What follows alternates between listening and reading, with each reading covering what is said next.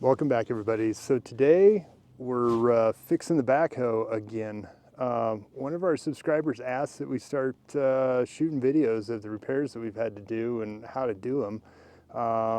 And you know what? He's probably right. It's hard to find some information on some of these older machines. So we've got a John Deere 310A built in 1978, and we lost the lift pump on the fuel system last time we were up here. She started puking oil out. I'm sure the diaphragm or something is busted in that thing. But found one on Amazon. I'll throw a link to that on the down in the description. But let's check this out. I'll show you how to do this.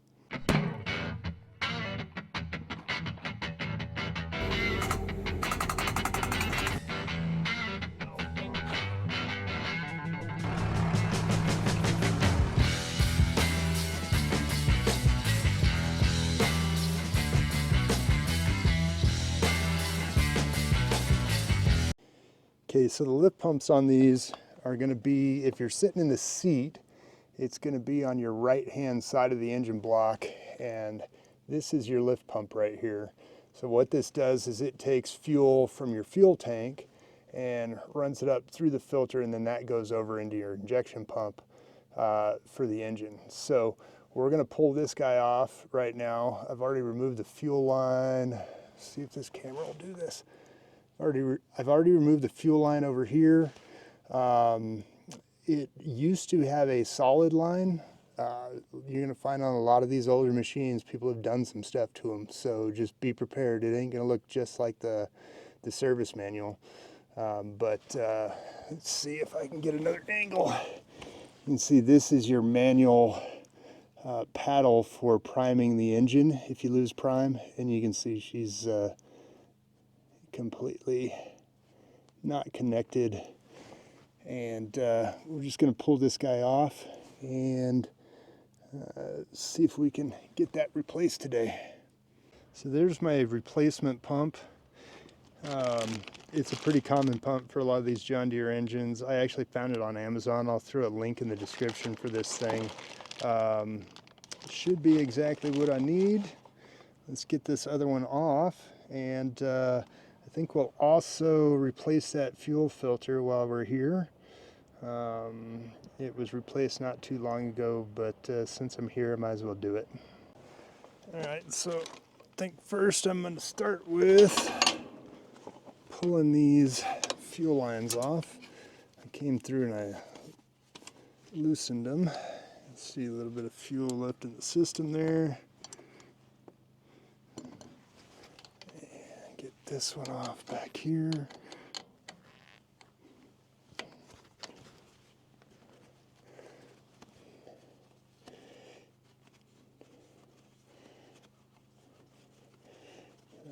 Take that off.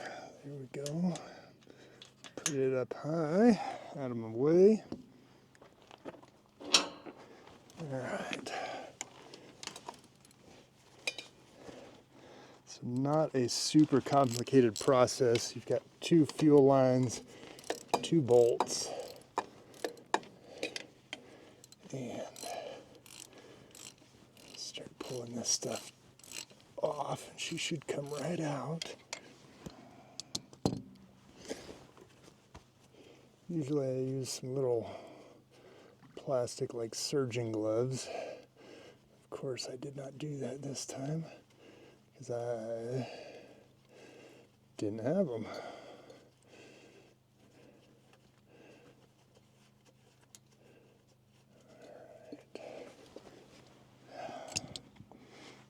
You can see that fuel spurting out of there, and that's because as I'm moving this pump, it's putting pressure on that arm, and that's causing it to pump.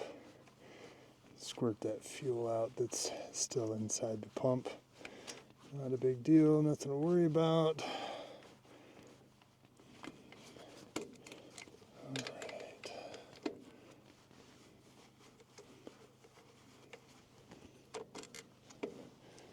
A bolt.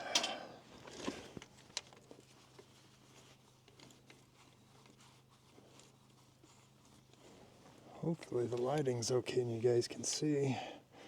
So there is our pump off.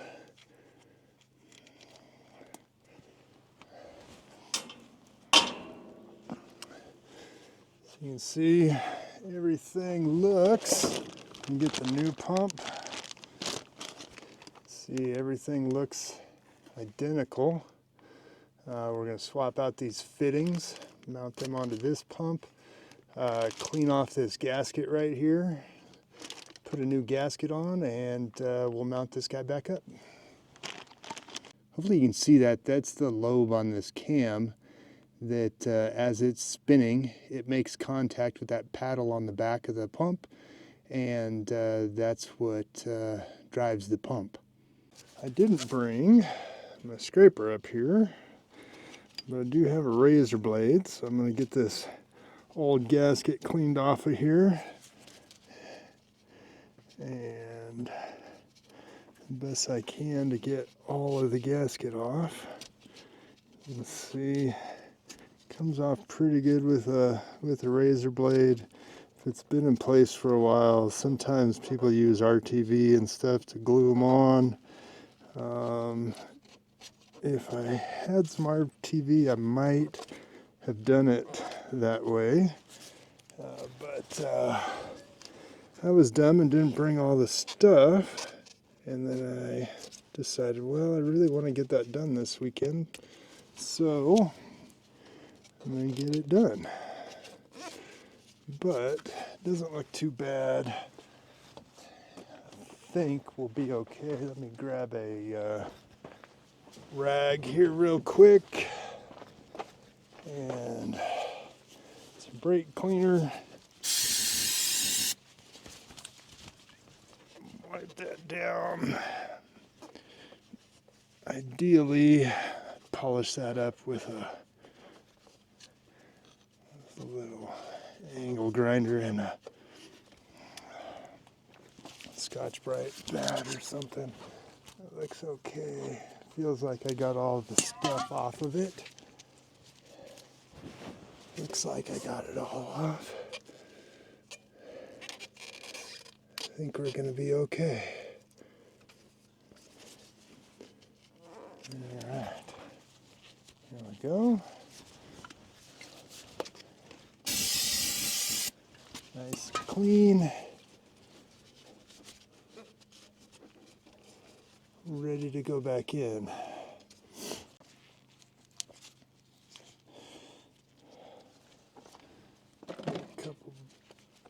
Get my bolts. All right, so this little lever is riding up against that cam lobe that's inside of that hole. So she may be a pain to get in, but all you got to do is get her in there, get the bolts started, and then you'll use the bolts to suck her in because there is some tension from the spring on the pump. Oops. Okay. This is why doing YouTube is dumb some days, because here I go trying to forget my damn gasket. Like an idiot. Like an idiot. Okay. Now, get that one started. You can see my gasket, because now I'm not an idiot.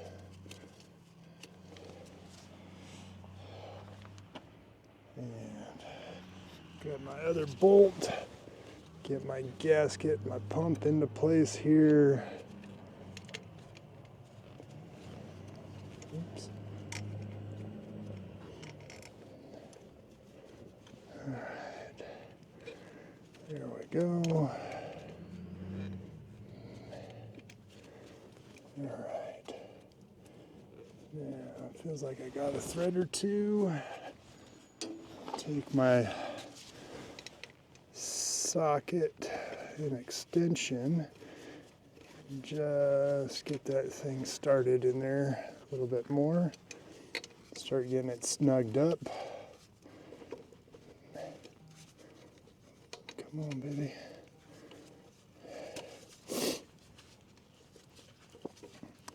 Probably could have used a wobbly socket on this, and that would probably been better. But I didn't want to drive down the hill. Go get one. Make sure you got your stuff, your ratchet set right, lefty loosey, righty tighty, and you start snugging her down in there.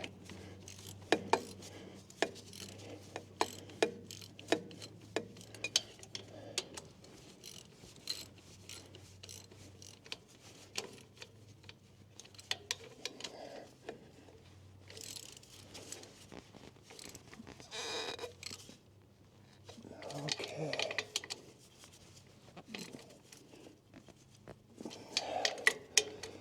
Get that thing nice and tight. That way you know that that gasket is compressed on there. Have a look. Make sure. All right. Everything looks good. Now, I'm going to go ahead and connect this fuel line right here. So I installed the fitting on the back, but not the one on the front. And I got it clocked as close as I could guess. Close as I could get. A little adjustment there to line it up with this line, which I'm not sure if this is the original fuel line, but it is working. It looks like somebody took and made a hydraulic hose go in between. I believe originally these were hard lines, but I'd have to go look at my parts manual to find out for sure. So now these JIC fittings, usually what I do is I push up. Let's see if I can get a little bit better. Oops, goes the other way. Usually what I do is I pull up on the fitting, and then that gets it out of the way so it can kind of thread on, because you don't really want to cross thread any of these.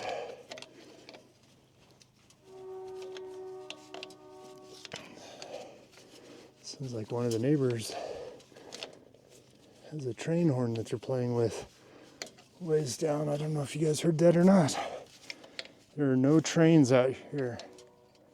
Not currently. Where we're at, I may have had some stuff. I should do some research, find out if they did have anything out here on these old mines. All right, that guy looks good to me. Now, I can put this front fitting on. Let me adjust the camera here. All right. Put the front fitting on.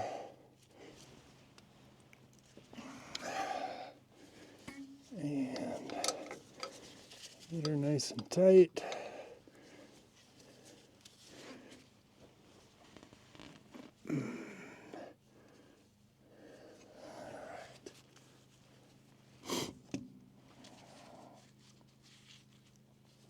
So this stupid thing. All right, so this is my inlet going to the tank. Now, at one point, this was a lot longer steel line.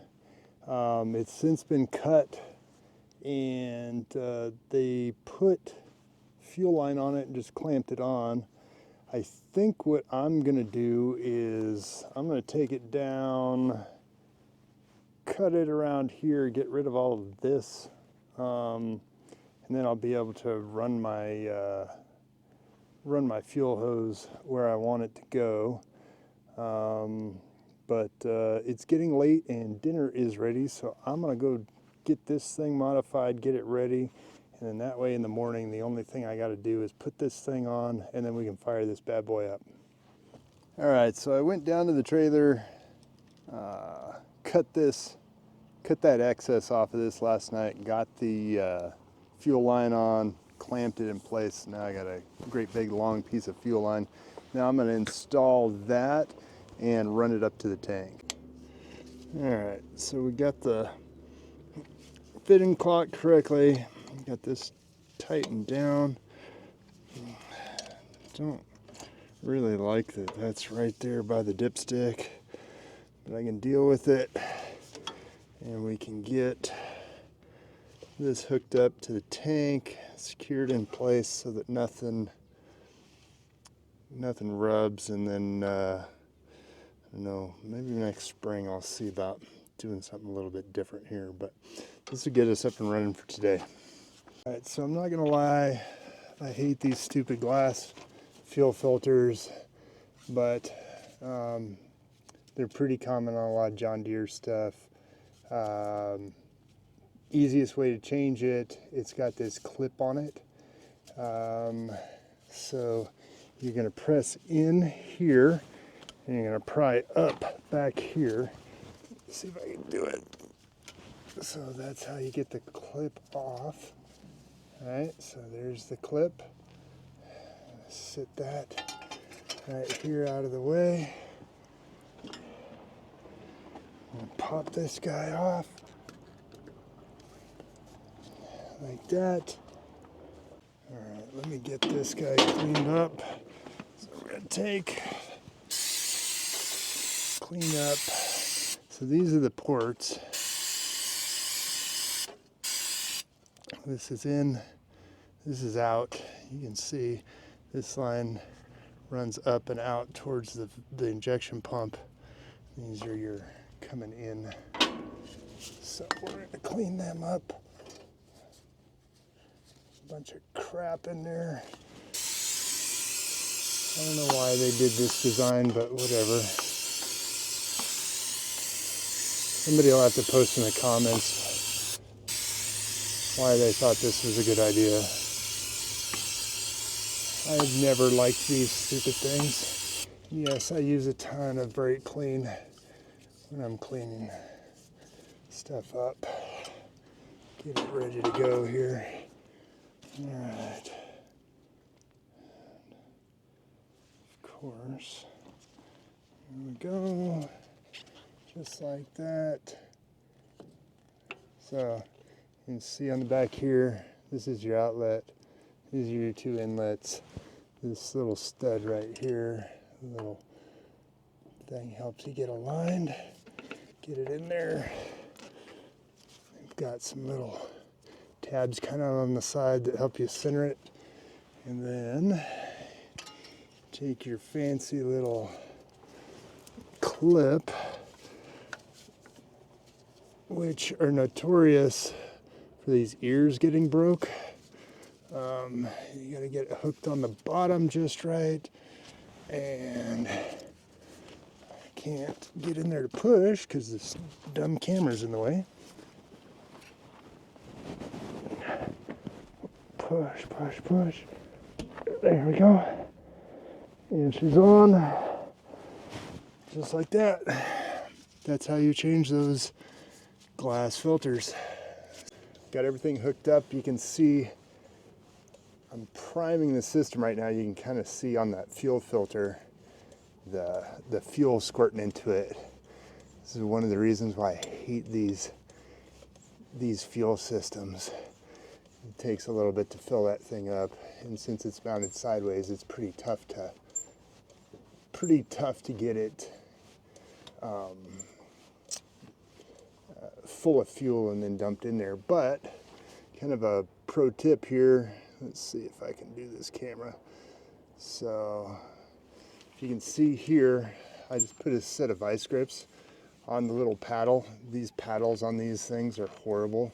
That makes it a little bit easier to get it primed up. It doesn't tear your fingers up quite as much. So, all right, I think we got her pretty much full. Let's fire her up and see what happens. Okay, I think we got her ready to go here. Let's fire her up, see what happens.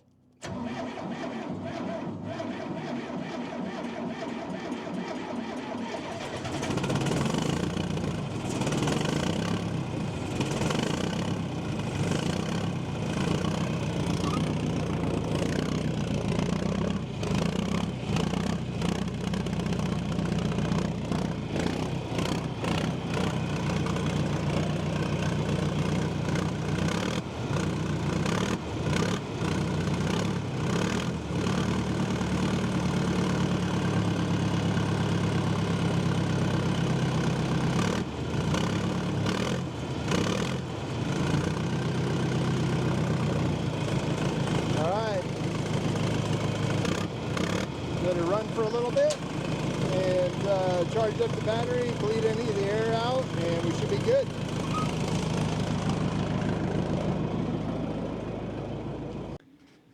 Definitely a great suggestion to start showing more of these repairs to this poor old thing. We've used and abused her up here in this rock pile. She's been great, but you know, we have tore some stuff up. I've ripped the bucket apart. I've broke both of the front steering arms, which is kind of a common problem on these. I definitely should have shot those because lots of people end up having to do those. I broke the steering cylinder, you know, all kinds of good stuff. So hopefully you enjoyed that, and that is how you change a lift pump on a John Deere 310A. And a bunch of these John Deere engines have the same thing, same lift pump. So you know, it is pretty basic. It's not too big of a deal. One thing about being off grid is that repair, doing it yourself is a big deal. Because if you got to have a mechanic or something come out here, I mean, just to get out to where we're at, you're gonna have a bunch of travel time. The repair, I mean, I assume it would probably be under $1,000. If it was me coming out to do it, yeah, probably about $1,000, something like that, to just do that. And it's pretty simple. I think I've got maybe $100 in parts, maybe. I bought the lift pump off of Amazon. It's an off-brand. You don't have to buy the genuine OEM pump. I looked that thing up and it was super pricey. Found one on Amazon that was a direct replacement. I'm sure it's made in China, but I think it was under $30 or something. I'll put a link in the description. Yeah, this is something you can definitely tackle yourself. It's, you know, no specialty tools, just go slow, step by step, get it done. All right, we'll see you on the next one.